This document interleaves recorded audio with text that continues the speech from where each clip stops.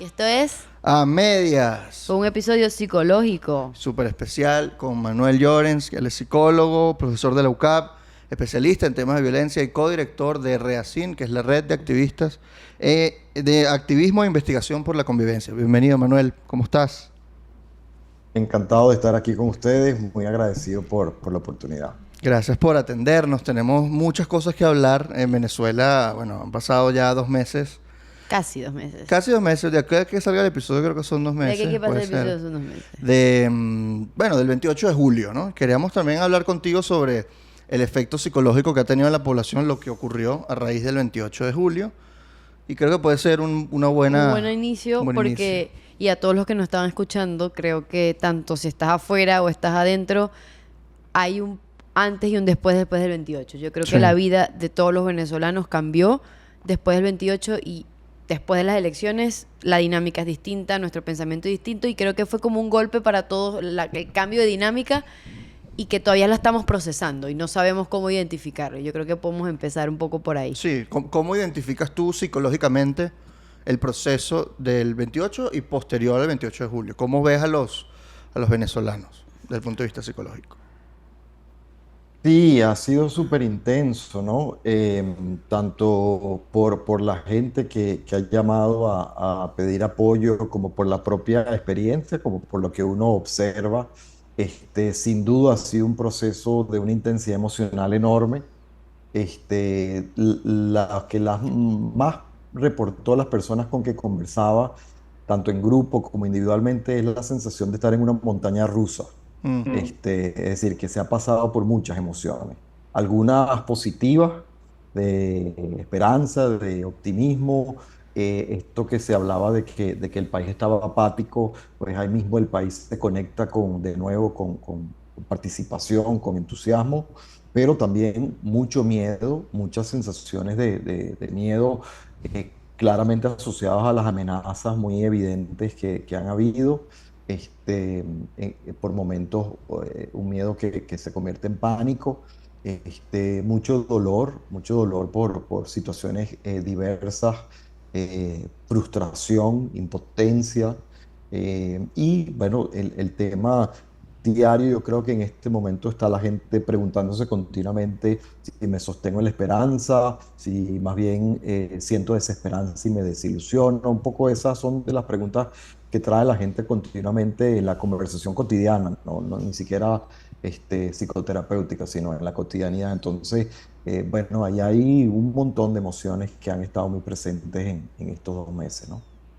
Ese tipo de emociones son comunes a estos procesos de crisis de los países que pasan por situaciones parecidas a la venezolana, eh, o son, digamos, son casuales o son realmente únicas. Es decir, esto pudiera pasar en un país democrático, por ejemplo, que la gente sienta este tipo de frustraciones y de desesperanza, Tan o fuertes. pensaría, sí, que sea como tan intenso, ¿no? Como tú lo describiste, que ha sido un proceso muy intenso. O es particular de sociedades más cerradas o con regímenes más autocráticos, ¿no? O sea, ¿cómo lo catalogarías tú? O sea, se puede como pensar de diferentes lugares, ¿no? Es decir, el proceso político en general, en cualquier lugar, tiene la propiedad de que conecta con pasiones. Y de hecho, los políticos intentan conectar con las pasiones de las personas para tratar de movilizar en una dirección u otra, a las masas. Si vemos el proceso electoral americano que viene ahora, vemos que claramente ha despertado pasiones muy intensas. Sí. Pero sin duda nosotros tenemos un escenario específico con unas particularidades importantes. Quizás algunas de las emociones que aquí están muy presentes y que sí han sido reportadas en otros lugares donde han vivido cosas similares, es que, bueno, la situación de miedo ante un Estado que amenaza y una situación de autoritarismo es algo que se ha estudiado. Y entonces cómo el miedo afecta los procesos individuales, cómo nos afecta en cómo pensamos, en cómo nos comunicamos, en cómo vivimos el día a día, y cómo el miedo afecta los procesos colectivos, cómo influye en la manera en que nos vinculamos. Yo creo que eso es uno de los elementos como muy distintivos de nuestro momento actual y que vale la pena no perder de vista y tratar de atender a ese impacto que tiene el miedo en nuestra cotidianidad. Y yo me gusta que dijeras eso porque siento que me toca a mí muy personalmente, porque, y aquí lo estoy diciendo también a las personas que nos escuchan, porque usualmente nos ven y estamos hablando de la situación, pero atrás de lo que estamos hablando hay personas que estamos aquí adentro, que trabajamos de esto y, y que nos ha afectado tanto el miedo que por lo menos yo he tenido crisis de pánico, tipo tengo que estar en terapia psiquiátrica. Entonces, no sé si ves factores comunes en otras comunidades, o sea, en el colectivo. No sé si se pueden especificar como algunos factores, algunas características que viven esas sociedades y cómo las manejan. ¿Sabes? Como que, ajá, es el miedo, pero más allá del miedo, si vamos a los individuales, qué tan grave es y qué tan afecta en las dinámicas individuales y colectivas ese miedo. Y si es paralizante y cómo se hace para que ese miedo, en vez de paralizante, sirva para hacer otras cosas. Bueno, es una pregunta relevante porque sin duda seguramente muchas personas están sintiendo cosas parecidas a las que hasta las que tú reportas, ¿no? Yo creo que es útil como comenzar por registrar y subrayar que el miedo es una emoción útil, es decir, que el miedo tiene un lugar y tiene un sentido y que todos estamos biológicamente preparados para la respuesta de miedo porque es evolutivamente adaptativa. Es decir, el miedo tiene una función en nuestra vida que es que ayudar a alertar. El miedo es lo que nos permite estar muy pendientes para explorar nuestro alrededor, identificar amenazas, ¿sí? Y el miedo, como sabemos clásicamente, dispara esta respuesta de estrés que típicamente es la respuesta de lucha o de huida. Entonces, estamos alerta, registramos el ambiente y tomamos decisiones rápidas y además el organismo convoca una cantidad de energía que te permite entonces tener la fuerza para poder responder de manera adecuada. Entonces, el miedo en principio es una respuesta razonable, no hay nada malo en sentir miedo. Ahora, el tema es que es una emoción que abruma, una emoción que sostenida en el tiempo agota al organismo y hay que entonces tratar de ayudar a que la persona pueda sobrellevar estados de estrés sostenido para que no altere su bienestar, para que no altere su funcionamiento y después, si quieres, entramos allí. También el miedo tiene entonces efectos interpersonales. Entonces no solo me afecta a mí individualmente, sino que hace que, por ejemplo, la gente se tiende a resguardar, lógicamente, pero entonces eso tiende al aislamiento.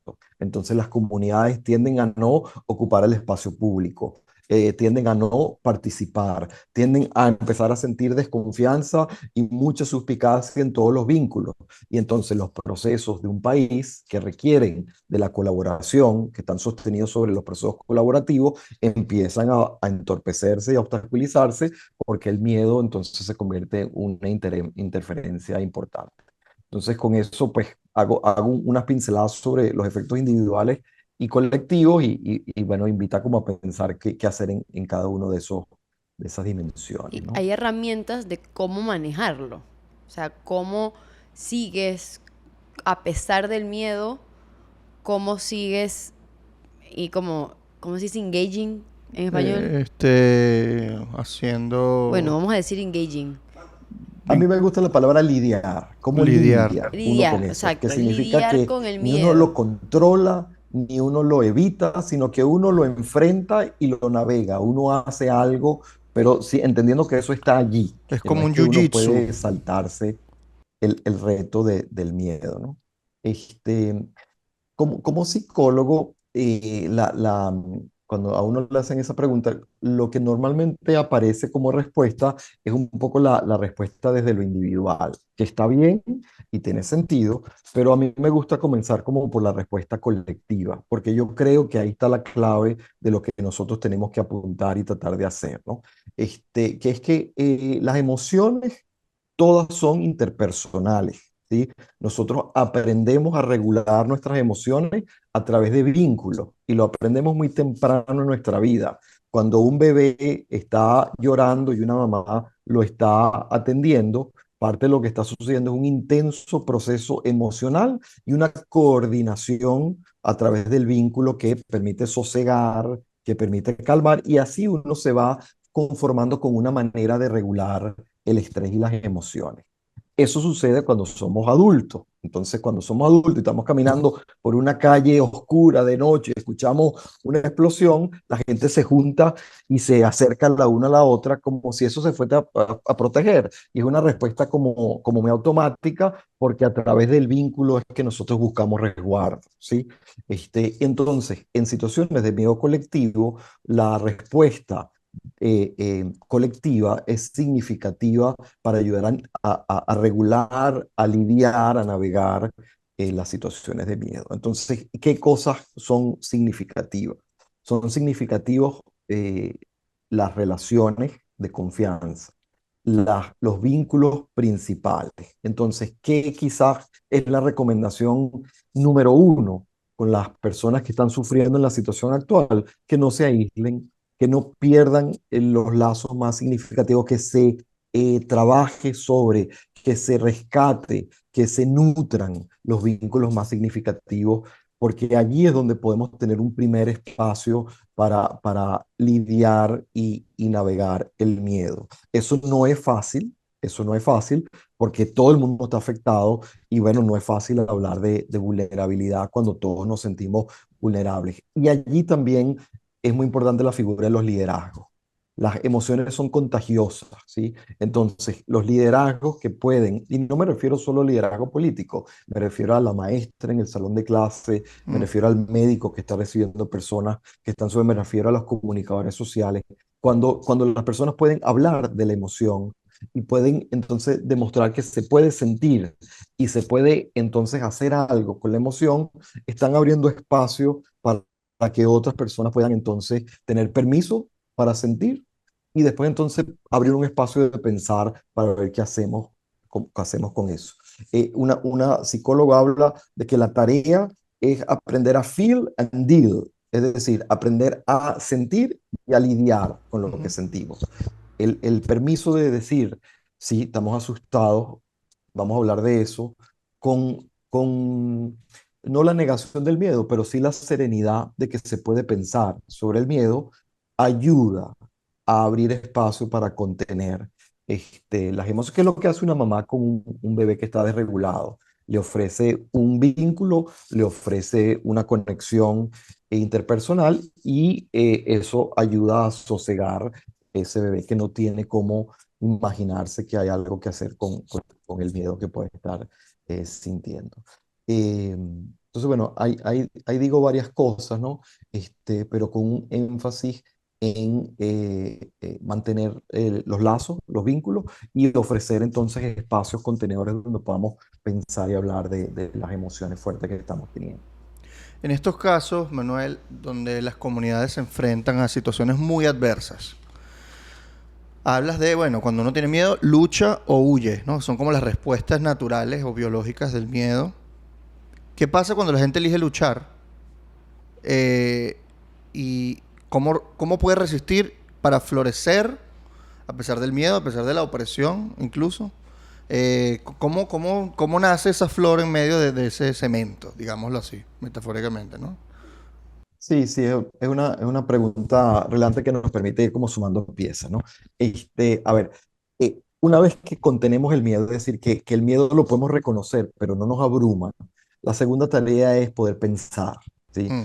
Porque antes de reaccionar desde la pura lucha o huida visceral, tenemos la capacidad como humanos de entonces tener pensamiento reflexivo y pensamiento estratégico. Y lo que necesitamos es que las personas puedan reconocer el miedo y tener la capacidad de pensar, ¿sí? Hay un psicoanalista británico de los famosos que se llamaba Bion, que decía que la tarea del psicoanálisis es ayudar a que la gente siga pensando mientras las bombas caen, ¿sí?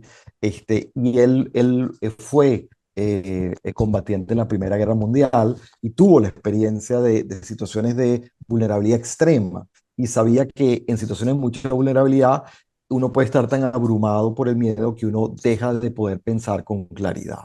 Entonces, la primera acción que contiene, entonces después invita a pensar estratégicamente, porque, de nuevo, la lucha y la huida tiene que hacerse de manera estratégica.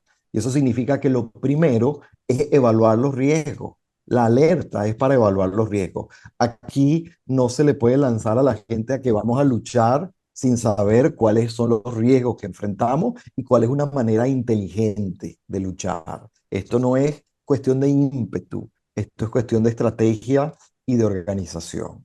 Entonces, una evaluación realista de los riesgos permite, por ejemplo, que ustedes puedan seguir haciendo su trabajo, pero que ustedes sean conscientes de cómo medimos las conversaciones y cuáles son las cosas que tenemos que hacer para que esto se haga de manera razonable. Y yo creo que eso es una invitación responsable a todo el mundo, es decir, que cada quien se sienta activo y que piensa que puede hacer para sostenerse en sus creencias y sus ideas y mantener el vínculo, pero resguardándose, tomando riesgos bien administrados. Entonces, lo que estoy diciendo es primero evalúo los riesgos. Y una vez que evalúo los riesgos, tengo que regresar a mi fortaleza. ¿Cuáles son las cosas que me han permitido a mí sobrevivir? Una manera de evaluar el país, si bien hemos atravesado cosas durísimas, también es decir que hay un país que sigue andando y activo, aun cuando ha tenido que atravesar situaciones muy duras y muy críticas, de amenaza, de carencia, de emergencia humanitaria, de pandemia, y ahí están todavía los comunicadores sociales, siguen haciendo su trabajo y las universidades siguen andando, y así vamos listando en diferentes áreas. Entonces ahí hay fortaleza. Entonces hay que pensar, ¿cuáles son las fortalezas que han permitido que esta comunidad se siga en pie? ¿Qué es lo que permite que esta área profesional siga logrando hacer su tarea en medio de todas las carencias y dificultades? Y cuando tenemos una evaluación de los riesgos y de nuestra fortaleza, podemos empezar a tener un plan que dice, resistir en estas condiciones se parece un poquito a esto.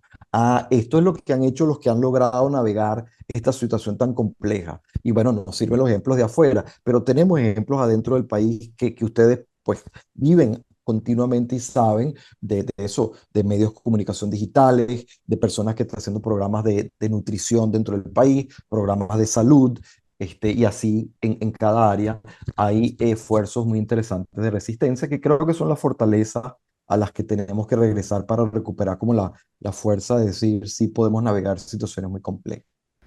¿Y qué le dirías a esas personas? Porque eso nos pasó en el episodio anterior, que cuando hablamos de cómo manejar la situación que vivimos ahora, el episodio anterior fue de seguridad digital, que para mí, si agarro lo que tú dijiste, es una manera de resistir resguardándonos. Nos dijeron algo así como que eso era claudicar o que debemos ir para adelante y listo, ¿no? O sea, ¿qué le dirías a esas personas que piensan en lo que si tenemos ese argumento, eso es debilidad? Bueno, yo creo que el argumento tenemos que ser fuertes a toda costa sin evaluar los riesgos y ser cuidadosos es una evaluación muy simplista de los escenarios, ¿no? Y además no es estratégico. Es decir, si David se enfrentó a Goliat, David tenía que tener una idea de cuáles eran sus fortalezas para poder, eso no se hizo a punta nada más de valentía, se hizo también a punta de medir sus estrategias y cuáles eran sus fortalezas. Allí, que les comentaba, por ejemplo, la experiencia deportiva ha sido muy interesante a lo largo de los años. He trabajado muchos años en el fútbol y les decía que a veces siento que hay cierto riesgo en utilizar ese ejemplo porque parece que banaliza la situación nuestra, pero creo que también da como algunos, a mí me ha servido para pensar cosas, ¿no? Y lo que quiero como mostrar aquí es mi tarea en el fútbol, que comenzó como en el año 95, era trabajar con equipos que eran muy, muy limitados contra rivales que eran muy superiores a nosotros. Y la tarea era cómo enfrentamos, formábamos a unos jóvenes que tuviesen habilidades y tuviesen el ímpetu y la capacidad de enfrentar cuando sabíamos al comienzo que todavía estábamos muy detrás de nuestros rivales. Y eso no era a punta de simplemente de ímpetu y de Guáramo, era a punta de ir midiendo cómo escalón por escalón íbamos avanzando en las situaciones, ¿no? Y siempre cuento que el entrenador de ese momento tenía una frase que a mí me ha servido muchísimo a lo largo de la vida, que era que cuando estábamos perdiendo 3 goles a 0, que nos pasó muchas veces, en el medio tiempo, le decía a los muchachos, muchachos, recuerden que no hay gol que valga por tres, no hay gol que valga por tres. Y cuando todo el mundo no sabía muy bien qué quería decir, decía, es que lo que les quiero decir es que esto no es, vamos a salir, sí, sí podemos, y vamos, que nosotros vamos a recuperar esto, porque esa emoción se agota, ¿sí? Esto se trata de primero calmarnos y de organizarnos, ¿sí? Porque si nosotros seguimos haciendo esto a punto de emoción, el otro equipo nos supera y probablemente vamos a perder 6-0. Esto pasa por que, aunque hay muchas cosas que todavía no sabemos hacer, no perdamos de vista las que sí sabemos hacer. Vamos a calmarnos, vamos a organizarnos y vamos a empezar a hacer las que sí sabemos hacer. Que si empezamos a hacer esa, ya van a ver que se calman en la cancha y empiezan a agarrar confianza y por ahí le hacemos un gol al rival, ¿sí? Y entonces ellos se van a sorprender porque no se lo esperaban, porque se creían superiores y por ahí empieza la cosa a emparejarse. No hay gol que valga por tres, ¿sí? Esto es de gol en gol, ¿sí? Y eso nos daba como una capacidad de mirar esto estratégicamente, ¿sí?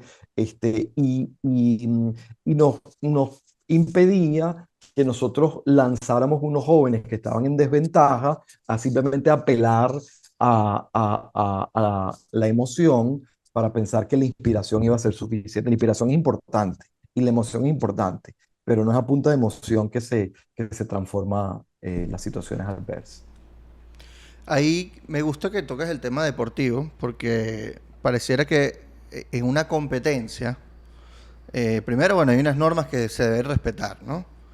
Pero a veces la competencia es con uno mismo y el espíritu de lucha de uno mismo, o sencillamente el control de uno mismo, de sus emociones, y también de su equipo, ¿no? Cómo uno se amalgama, cómo uno se refuerza.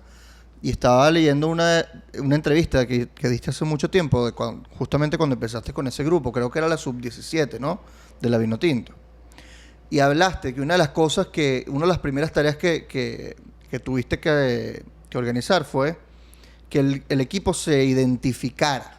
O sea, que tuvieran una identificación con el equipo para el que están jugando. Y yo quiero que vayamos a ese tema de la identificación o de la identidad también, ¿no? ¿Qué crees que haya hecho que todavía permanezca una identidad nacional a pesar de que han pasado muchísimos años donde se han cambiado distintos elementos, como los símbolos patrios o incluso Ok, nos han reversionado nuestra o que han historia? intentando tanto de que esa identidad nacional esté a la par con lo que ellos nos están Sí, vendiendo. con Como eso. que mermar esa identidad nacional que nos hace fuerte y hacerla moldeable para Sí, ellos. enmarcarla como en un discurso que les favorezca a cierta tendencia política. Entonces, eh, ¿cómo, o sea, tú crees que la identidad nacional se ha visto golpeada o crees que más bien ha sido nuestra fortaleza como nación para justamente aguantar, ¿no? Como decías que una de las que no hay que buscar ejemplos afuera de fortaleza, pues los tenemos dentro, ¿no? ¿Crees que la identidad juega algo allí? O sea, es una súper pregunta como para entrarle desde muchos lugares y da para poder sumar muchas capas, ¿no? Pero voy a decir un par de cosas, ¿no? Que es que la identidad tiene que ver con ese proceso que les decía de que cuando estamos asustados buscamos juntarnos con el que está al lado nuestro en esa calle oscura, ¿sí? La identidad es ese proceso, pero a nivel simbólico. La Ujú. identidad cumple la función de enlazarnos entre nosotros. Y eso que hacemos de manera física cuando nos damos un abrazo para darnos fuerza, para enfrentar el reto, lo hacemos de manera simbólica cuando apelamos a nuestra identidad colectiva. ¿Sí? Entonces, una y otra vez, en situaciones de mucha emoción como las que hemos atravesado, e inclusive situaciones de amenaza y de miedo, la identidad se convierte, hay un psicoanalista que lo llama, en una tienda de campaña identitaria. Es decir, no es un muro, no tiene la fuerza de un ladrillo, porque es una telita, ¿sí? Las balas atraviesan la tela, es simbólica, pero sí nos da la sensación de que tengo algo de resguardo. Y entonces en los procesos de miedo se dan estos procesos que a veces son muy fuertes de hermandad, de solidaridad. Ujú. Y algo de eso hemos visto. Es decir, que en situaciones de vulnerabilidad, el que nosotros como venezolanos nos estemos cuidando entre nosotros, las personas que están movilizadas para proteger al compañero, al compatriota que está en una situación vulnerable, ya sea con las ONGs locales o toda la gente que está haciendo trabajo con los migrantes, generan unos lazos de solidaridad muy significativos. Entonces, eso es interesante porque así como el miedo nos puede llevar a aislarnos, también es cierto que si nosotros evocamos todo ese trabajo de cuidarnos, de atendernos, de sentir empatía, por el otro que está sufriendo, tenemos el potencial de más bien consolidar lazos de colaboración a través de estos elementos identitarios. Entonces vemos, estuve este fin de semana aquí en Barcelona, están celebrando la fiesta de la Merced, que es una fiesta muy local, e invitaron a un cantante venezolano que se llama Augusto Bracho, y hizo algunas referencias a los venezolanos, y se generó un clima entre los venezolanos que estábamos allí y entre los españoles que sienten simpatía por la dificultad que atravesamos, y ahí ahí mismo se da cuenta que convoca un espíritu que tiene que ver con lo identitario, que sí que tiene una fuerza que de nuevo a veces se puede abusar de lo identitario por razones políticas, a veces se puede traficar con las identidades para manipular, pero no deja de ser también una posible fortaleza para convocar solidaridad, y eso tiene un sentido pues muy importante, ¿no? Yo quisiera que tocáramos el tema del arte. Exacto, por ahí iba a ir yo. Aquí tengo un libro que se llama El Tema, que es escrito, bueno, es un cómic de Lucas García. Muéstralo, muéstralo. Está editado por la editorial Dávar Muéstralo así para allá. y por la Red de Activismo e Investigación por la Convivencia, REACIN, del cual eres codirector, ¿no? Fíjate, esto, para que lo vean en cámara, esto es un cómic que cuenta distintas historias sobre los derechos humanos en Venezuela. Cuéntanos un poco cómo han llevado este trabajo de, a través del arte, resistir, ¿no? Resistir a las adversidades, enfrentarlas y salir adelante, ¿no? Porque una de las cosas que dice la página web, creo que la tienes anotada, Yo ¿no? tengo anotado en lo que creo que fue en la página o cuando abrí el PDF, que era como que el rol del arte y de la conciencia social. Me llamó mucho la atención el término conciencia social. Si pudieses ahondar ahí, sería increíble. Dijo, el rol del arte y la conciencia social para denunciar, procesar, sanar y como herramienta política. ¿Qué nos puedes decir sobre eso? Este, bueno, ahí yo creo que sería interesante un ida y vuelta del tema, Ujú, porque yo creo que algo de eso también están ustedes como sintonizados en algunas ideas. El proyecto se llama Ida y Vuelta, ujú. el proyecto donde hacemos arte para tratar de registrar denuncias, y se basa en la idea de que no es tan fácil acercarnos a las poblaciones, a las comunidades, a los jóvenes, para hablar de temas políticos, de derechos humanos, de denuncia. Son temas gruesos que muchas veces cuando tratamos de abordarlos, la gente puede sentir que es angustiante, es denso, es abstracto, no tiene que ver necesariamente con su día a día. Los derechos humanos es un tema que lamentablemente en el país por lo sucedido ha perdido como su fuerza, y se considera a veces que apelar a los derechos humanos es blandengue, o es tener ceguera política. Entonces, pues el arte es una herramienta para convocar a la gente a participar, para convocar a las personas a que puedan conectar con la curiosidad, conectar con la diversión, inclusive conectar con la emoción a través de el cómic. Sí, que es el ejemplo de Lucas, que es muy interesante, que parecería que no tiene nada que ver con estos temas, entramos a hablar con jóvenes de derechos humanos y de política a través de artes plásticas. Tenemos gente en el equipo que hace cine comunitario y todos los jóvenes tienen una cámara y entonces pueden grabar su cotidianidad. Después de ahí se han hecho experiencias muy interesantes de cine a través de la escritura, a través de la música.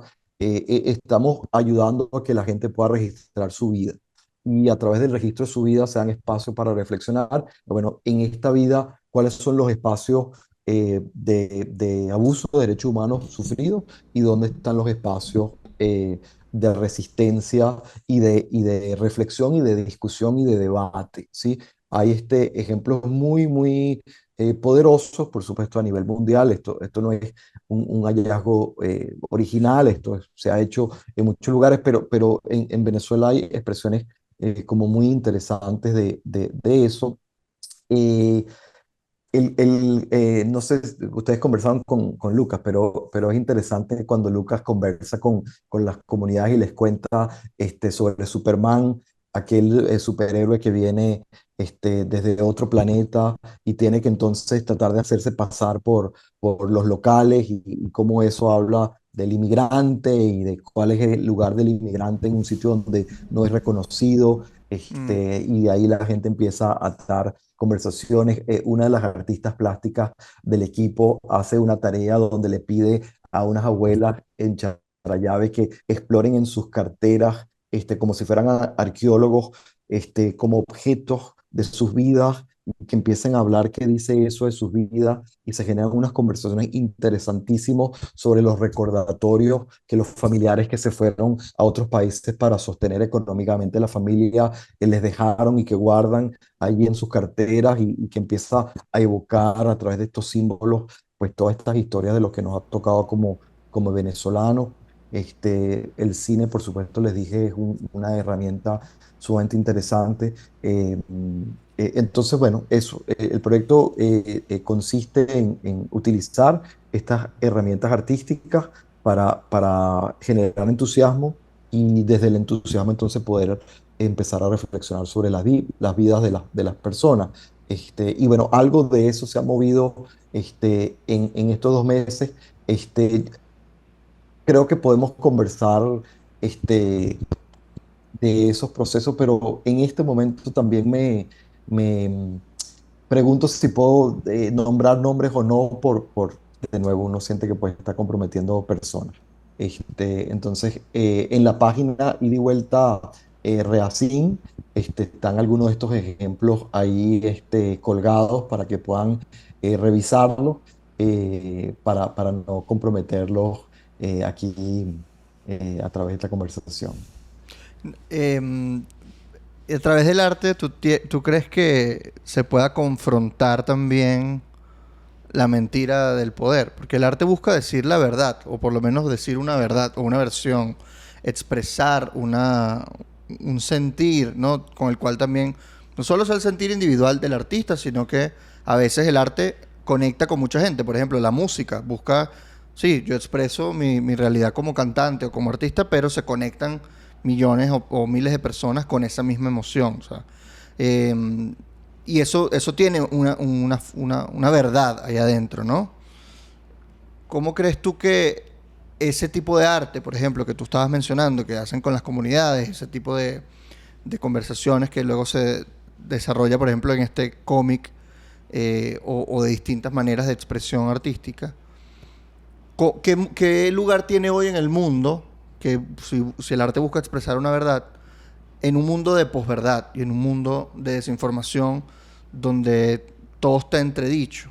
Y esto lo pregunto porque uno ve discursos políticos, por ejemplo, ni siquiera en Venezuela, pon Estados Unidos, el debate. Un candidato presidencial dice fake news abiertamente, ¿no? Entonces estamos como en una especie de guerras de discursos que ya ni siquiera se relacionan realmente con la verdad. Entonces, ¿cómo juega el arte aquí? Más bien el arte es un cable a tierra, decirnos, miren, vamos a olvidarnos de todas estas cosas, esto es lo que realmente pasa, esto es lo que sentimos, esto es lo que es, digámoslo así, o crees que más bien el arte puede perder un impacto en el futuro si seguimos viviendo en esta era de posverdad y desinformación, donde cualquier cosa puede ser verdad y corre el riesgo de perder impacto. O sea, el escenario nos coloca ante un reto, ¿no? De cómo posicionamos nuestras historias en un mundo donde hay tanta producción de tantas diferentes discursos al mismo tiempo y donde además nosotros no manejamos los canales como más poderosos para posicionar.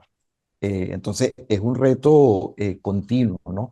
Pero, dicho eso, sin duda el arte es un vehículo que puede abrir espacios con mucha potencia. Un ejemplo que no tiene que ver con nuestro trabajo, pero calza perfectamente. Fue interesante con toda esta movida que generó la película Simón, en la cantidad de gente que me llamó a pedir ayuda después de haber ido al cine a verla, porque ¡Wow! le removió sus experiencias traumáticas.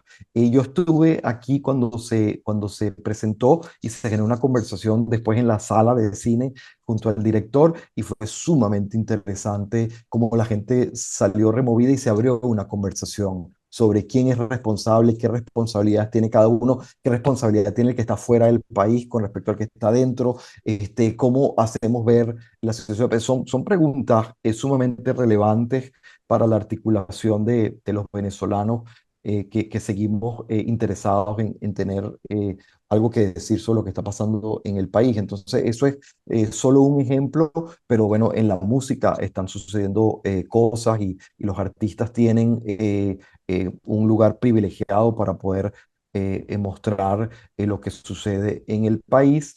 Y una idea como muy, muy importante para nosotros es esto de que el arte combate la historia única, ¿no?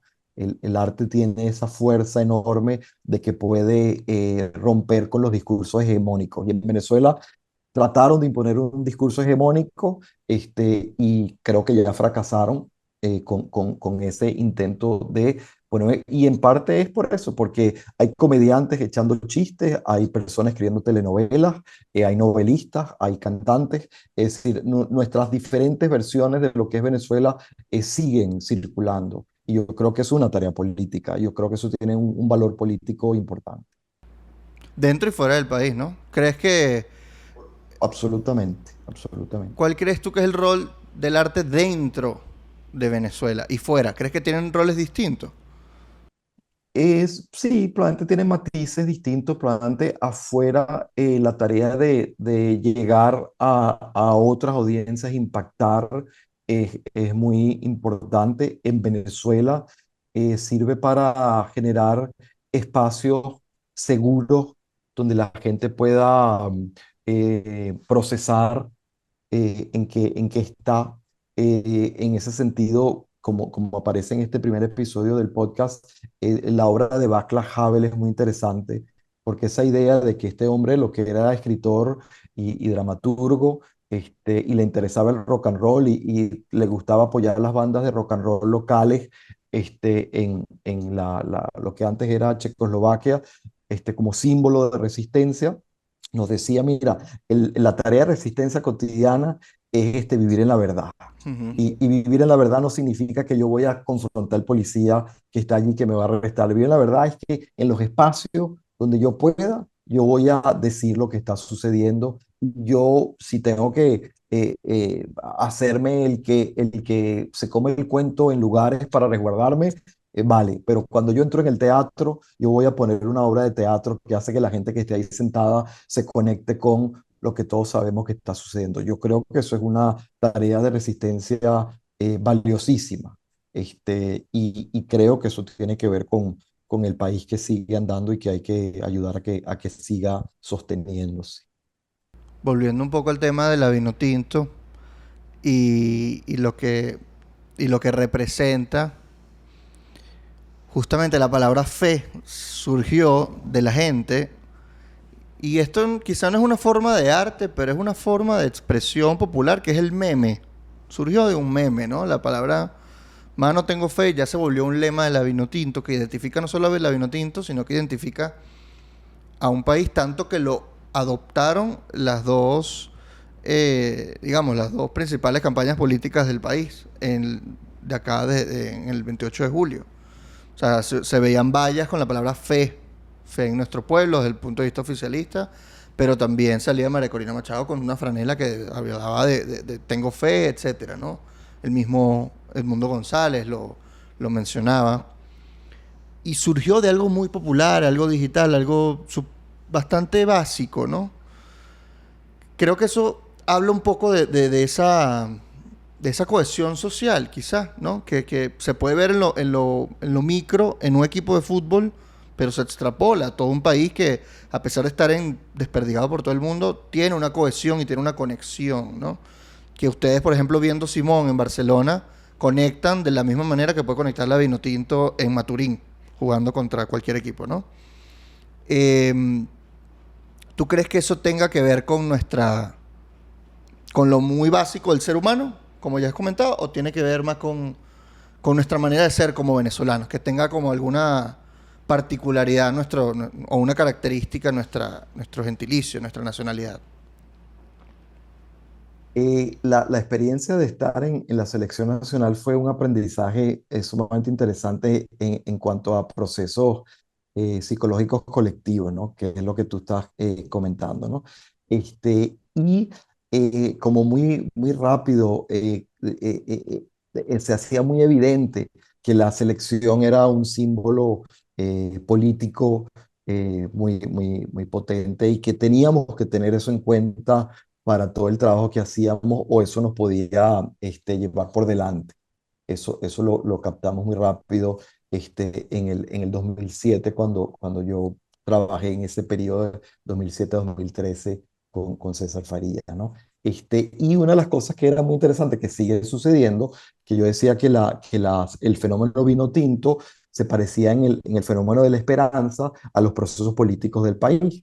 Y entonces sucedía que cuando ganábamos un partido, la gente decía, vamos para el Mundial, somos la maravilla, y estaba todo el mundo emocionadísimo y eufórico, y cuando perdíamos un partido, la gente decía, no, somos malísimos, nunca hemos logrado nada, somos los mismos de siempre, y vivíamos en una sub y baja continua de euforia y de decepción, muy parecido a lo que nosotros percibíamos que sucedía en el mundo político ya en ese entonces, ¿no? Y el poder navegar la euforia y la decepción era parte del reto, además de en ese momento ya una polarización que nos trataba de jalar en una dirección u otra para tratar de capitalizar el símbolo políticamente. Entonces, ¿cómo hacíamos para no perder el norte de cuál era la tarea que nos correspondía responsablemente para el país?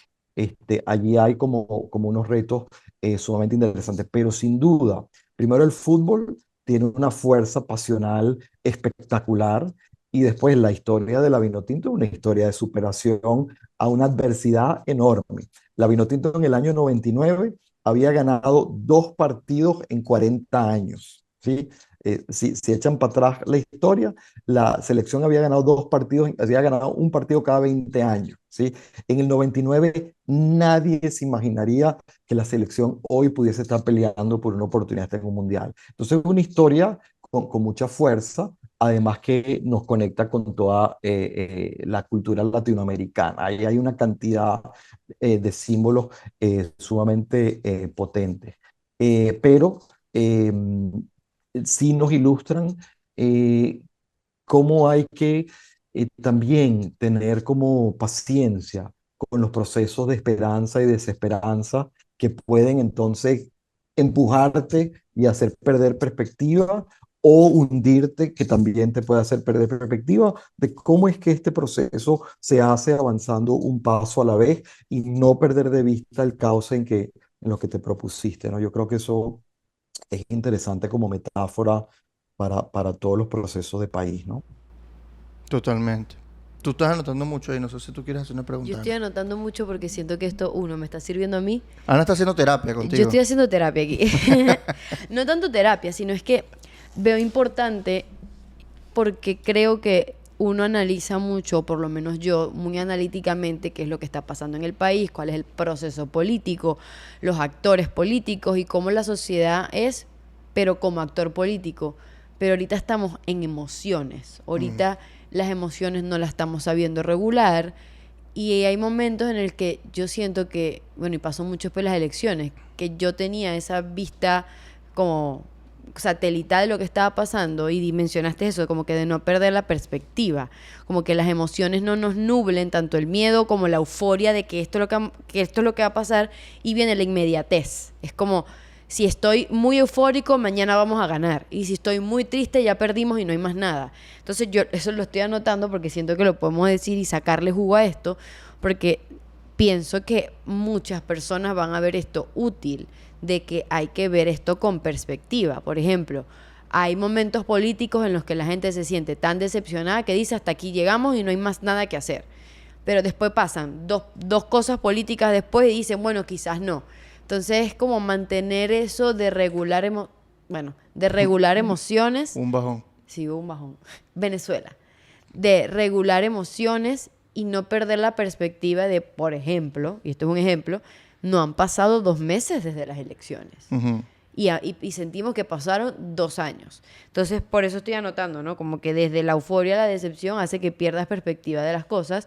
No es que estoy haciendo terapia, porque yo voy a mi terapia, pero estoy como tratando de sacar bullet points, porque siento que nosotros como comunicadores necesitamos decirle eso a la gente, o por lo menos yo siento que tengo que decirle eso a la gente, porque veo mucha desesperanza o mucha euforia del otro lado. Y eso nos está perdiendo como cohesión entre nosotros. Y incluso hay choques entre tú que eres derrotista, pero tú estás pensando en cosas que no existen.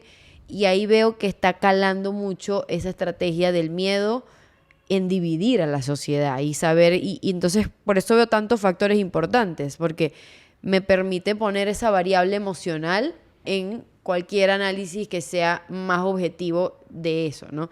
Entonces no tengo preguntas, solo es que estoy digiriendo lo que estoy escuchando Ujú. porque me parece muy importante, ¿no?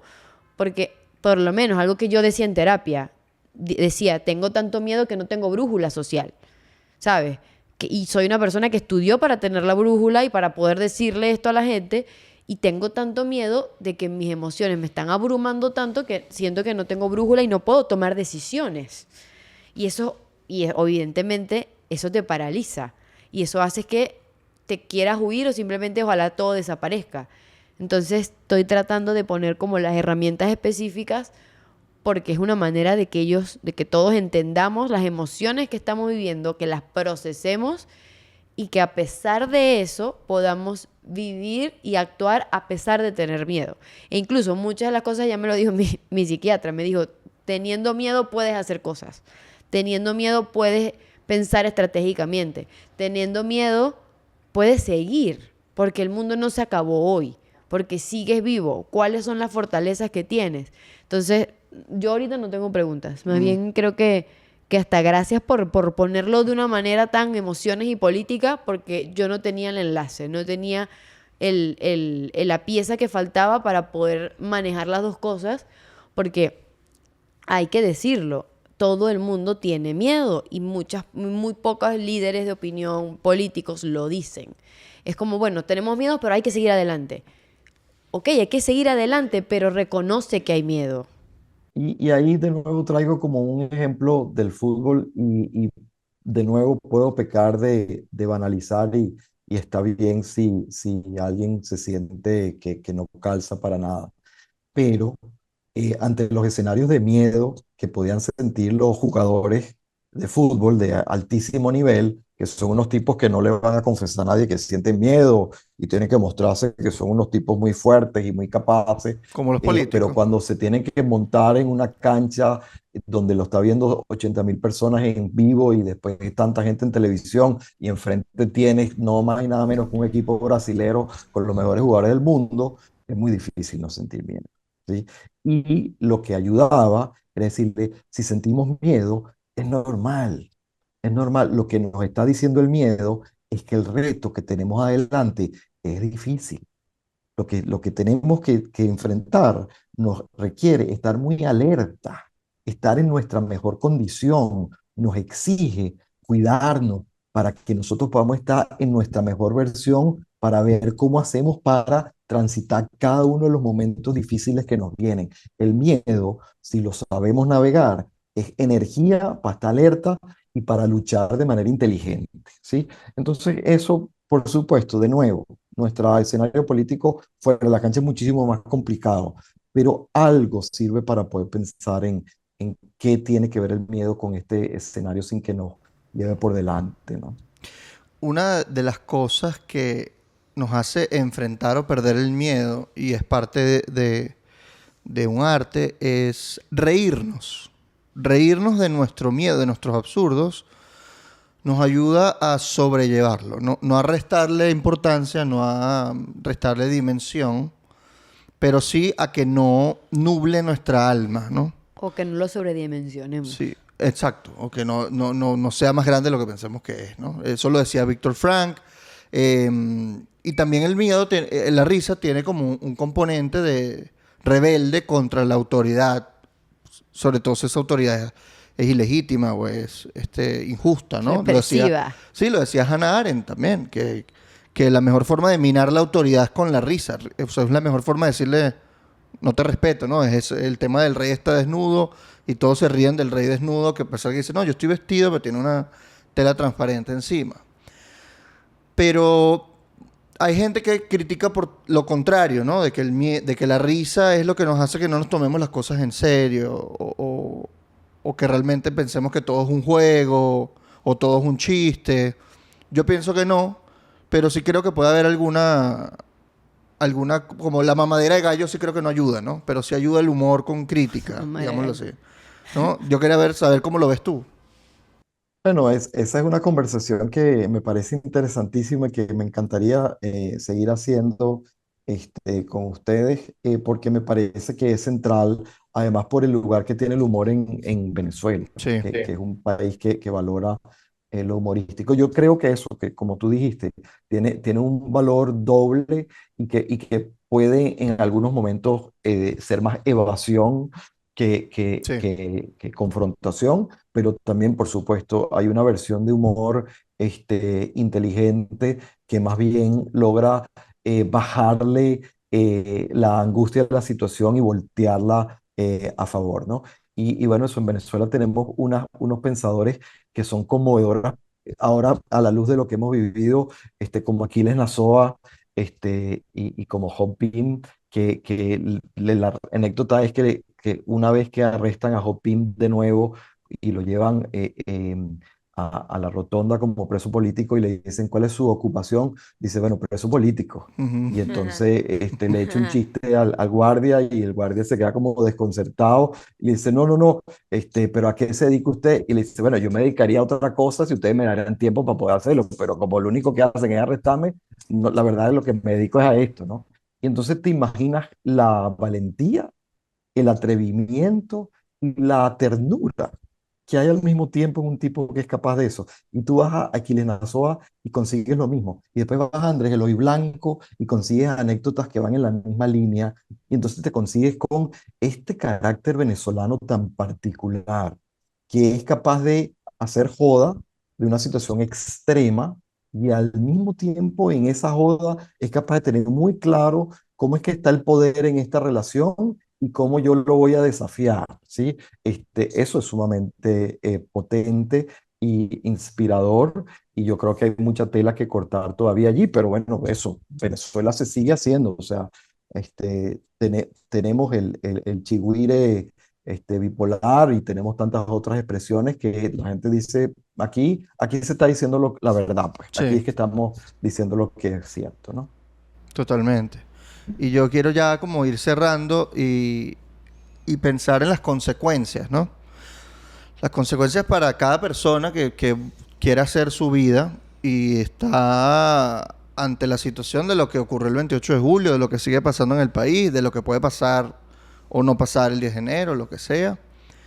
Y cuáles son las consecuencias desde el punto de vista psicológico para las personas, para que la gente tenga como la mayor cantidad de información o conciencia sobre su situación para saber qué decisión tomar en torno a lo que comentabas del miedo, ¿no? Que como una de las dos salidas principales es la lucha o la huida. Bueno, que la gente sepa cómo va a responder. Y lo otro es cómo la gente puede reflexionar, como tú también decías, para pensar estratégicamente. Entonces, ¿cómo ves tú las consecuencias de lo que pasó el 28 de julio, lo que pueda pasar, y para que la gente entienda, desde el punto de vista psicológico, que lo netamente, sí, identifique. no desde el punto de vista político, sino cómo la gente puede identificar su situación o qué le podrías recomendar tú a la gente para sentarse a pensar, mira, estratégicamente a ti te conviene pensar en estos puntos o este tipo de consecuencias para que uno tome la mejor decisión para su vida, ¿no? Sí, este, por supuesto, lo que nos ha tocado enfrentar es durísimo, y hay personas que están en situaciones de mucha vulnerabilidad, eh, y, y- bueno, es terrible, las injusticias y los niveles de, de, mm, de persecución que hemos tenido que sufrir, ¿no? Este, quizás aprovecho para tratar de pensar en las personas que están en situaciones de más vulnerabilidad, ¿sí? Diría, si algo se puede transmitir que tenga sentido en situaciones muy complejas como la que atravesamos, quizás la primera es, no te aísles, no te quedes solo con lo que estás atravesando. Busca conectar con familia, con amigos, con las instituciones que hay, que sé que hay dificultad a veces para tener recursos disponibles, pero si es la iglesia local, si es el equipo de fútbol, el equipo de fútbol, si es un profesional. Pero no te quedes encerrado en la decepción, en la impotencia o en el miedo. Busca conectar con el otro, porque es un primer paso como muy importante. Y después, lo segundo, por decir dos cosas que sé que son muy genéricas, pero a veces extienden como la mano en situaciones de vulnerabilidad. Tú lo mencionaste, ¿no? Ese texto de Viktor Frankl finalmente lo que piensa es cómo hace la gente para resistir en situaciones muy extremas como la que él atravesó en un campo de concentración. Y la respuesta es contundente. Piensa en qué cosas le dan sentido a tu vida, qué es lo que le ha dado sentido a tu vida, de qué se trata tu lucha, para qué ha sido tu lucha y la lucha de tu familia, para qué ha sido la lucha tuya, de tu familia, de los tuyos, ¿sí? Es decir, ¿qué me sostiene ante la adversidad? ¿Qué sentido tiene atravesar cosas dolorosas? Y allí la gente suele recuperar su fortaleza. Allí es donde hay una posibilidad de que la persona pueda como poner en dimensión existencial de qué se tratan los obstáculos, y a veces conseguir alguna respuesta que permita articular por qué estoy resistiendo, qué me sostiene la resistencia. Yo diría que esos son como dos elementos que a no perder de vista en la Venezuela actual, este, mm, más allá de que, bueno, sí son tiempos inciertos y sí son tiempos difíciles, y creo que también tenemos que apelar a cuidarnos entre todos. Yo creo que la apelación a que nos cuidemos, a mí me gustó mucho de lo que ha pasado en estos 2 meses, que el eslogan era cuidar votos, porque es un eslogan político que tiene que ver con cuidar, ¿sí? Yo creo que nos hemos cuidado poco, que a veces hemos estado poniendo toda la mirada en la fuerza y no en el cuidado. Y yo creo que nos va a salvar la ética del cuidado y no la ética de la fuerza. Creo que la ética militar del autoritarismo vimos que está agotada. Aquí se trata de cómo hacemos para cuidarnos entre nosotros. Y en ese sentido, todos tenemos una responsabilidad de extender la mano al venezolano que cruzó una frontera, al venezolano que está sufriendo, a hacer visibles las situaciones injustas que están atravesando. Creo que allí tenemos mucho que hacer para cuidarnos los unos a los otros, ¿no? Me quedo con eso último de la ética del cuidado. Me parece, Bello. sí, bello, maravilloso. Pero bueno, en conclusión, Quedamos a medias. Muchísimas gracias, muchísimas Manuel. gracias. Fue una conversación muy nutritiva y creo que les va a servir a todas las personas que nos están Sí. viendo y escuchando. Y aprovechamos para decirles que nos sigan, que nos den like, que se suscriban, que comenten, que nos escuchen en Google Podcast, en Spotify. ¿Dónde más? Google Podcast ya no existe. Ahora es Google YouTube. Podcast ya no existe. Ahora es YouTube. Bueno, en YouTube. Spotify, en YouTube, que se suscriban, que vayan a patreon.com/amediaspodcast si quieren contenido extra, que sigan a Manuel en sus redes Y que revisen la y que página. consigan el link ahí, que Está- revisen la página. Les vamos a dar la página del Reacine allí en la... Que por cierto, Y el podcast de ida y vuelta, donde tienen no solo algunas de de las cosas que ya comentaste, como lo de Backlash Havel, hay otros episodios sobre distintos temas que les van a interesar, distintas conversaciones muy, muy interesantes. y que para las personas que usualmente no son tan en política, me di cuenta que le enseñé eso a uno de mis amigos que lo que hace tipo es creativo y le encantó y se puso a leerlo y le llegó el mensaje, Entonces, que es lo importante, que ¿no? es el Que importante. llegue- es entregar el mismo mensaje, pero con... Un código para otras personas. Sí, es como la medicina para los niños que la ponen dulce, Ajá, ajá. para que se la tomen, Es más o lit- menos así. lit. Sí, sí. Pero bueno, Gracias, chao. Manuel. Gracias por el trabajo, gracias por atendernos. Ha sido un placer. A la orden cualquier cosa. Igualmente por acá.